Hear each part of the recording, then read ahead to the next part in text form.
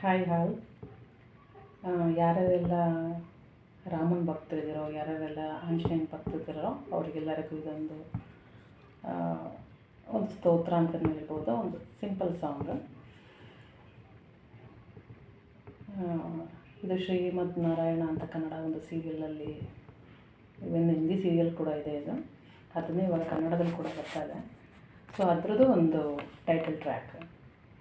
So ನಿಮ್ಮ ಮುಂದೆ ಹಾಡೋಣ ಅಂತ ಅಂದ್ಕೊಂಡಿದ್ದೀನಿ.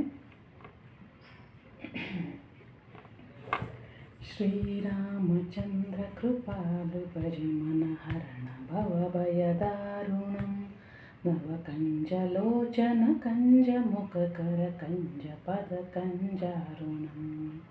भगवान के अवतार का केवल नहीं गुणगान है, कैसे नारायण बने